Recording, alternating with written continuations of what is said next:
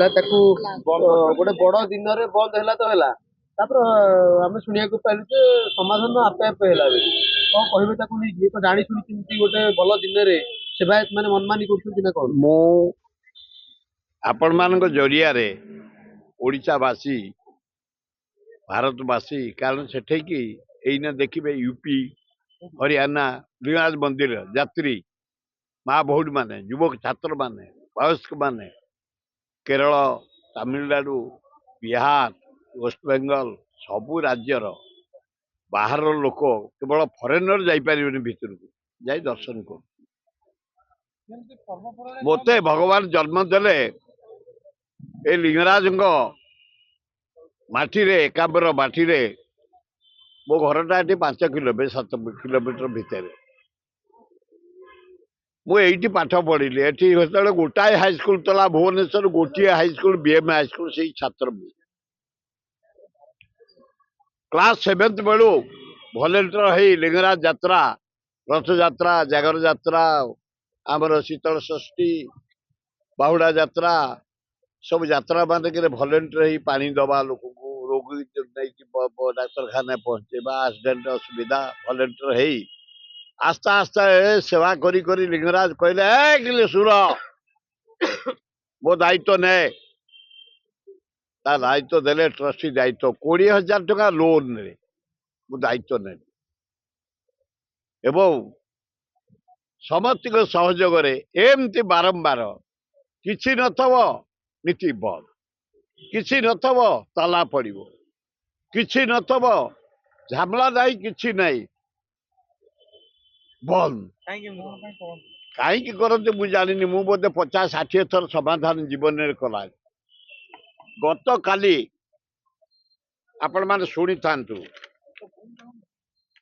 ମନମୁଖୀ ଶାସନ ପୂଜା ଗୋଟେ ହଉଛି ପରଦିନ ମଙ୍ଗଳ ଆଳତି ଗୋଟେ ହୁଏ, ହେଇପାରିଲାନି ଏବଂ ନବାଙ୍କ ଏଇ ଯୋଉ କାଲି ଥିଲା ପର୍ବ, ମକର ପର୍ବ ହୁଏ ପ୍ରଭୁଙ୍କର। ମକର ସଂକ୍ରାନ୍ତି ଆଗ ଦିନ, ତାମାନେ ଯୋଉ ଦିନ ଷ୍ଟ୍ରାଇକ୍ ହେଲା, 9 ଥର ଲିଙ୍ଗରାଜ ବେଢା ବୁଲନ୍ତି ଚାରିପଟ ଯାକ। ଏ ପରମ୍ପରା ଟେମ୍ପଲ ହବା ଦିନୁ ଏ ନୀତି ବୁଲନ୍ତି, ତା ବନ୍ଦ ହେଇଗଲା ଏବଂ ମକର ମଣ୍ଡପ ଉପରକୁ ଲିଙ୍ଗରାଜ ଯାଆନ୍ତି। ଲିଙ୍ଗରାଜ ମନ୍ଦିର ଭିତରେ ଗୋଟେ ମକର ମଣ୍ଡପ ଅଛି। କେବଳ ମକର ସଂକ୍ରାନ୍ତି ଦିନ ପ୍ରଭୁ ଯାଆନ୍ତି ତା ଉପରକୁ ଏବଂ ଚିର କ୍ଷୀର ଓଲଟା,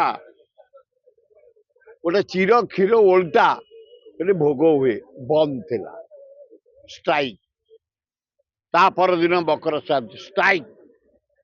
ସେବାୟତ ମାନେ ତାଙ୍କର ଆନନ୍ଦରେ ଖାଇଲେ ପିଇଲେ, ଘରେ ଶୋଇଲେ। ଲିଙ୍ଗରାଜ ଉପବାସ ରହିଲେ।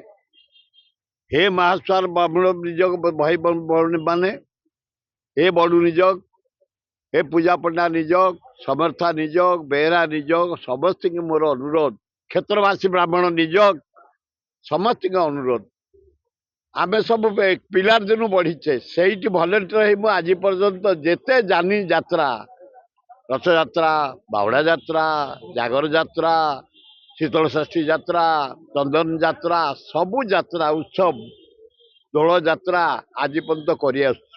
ଠାକୁରଙ୍କର କେମିତି ଜାନି ଯାତ୍ରା ଉଚ୍ଚ କୋଟିର ହଉ। ଆସ୍ତେ ଆସ୍ତେ ବିଶ୍ୱ ସ୍ତରରେ ଯାଇ ଲିଙ୍ଗରାଜ ଯାତ୍ରା, ଯୋଉ ଜାଗର ଯାତ୍ରା ବିଶ୍ୱ ସ୍ତରରେ ପହଞ୍ଚିଲାଣି। ବମ୍ବେ ଆର୍ଟିଷ୍ଟ ଆସିଲେଣି 40 ବର୍ଷ ହେଲାଣି। ଦୁଃଖଦାୟକ ଘଟଣା।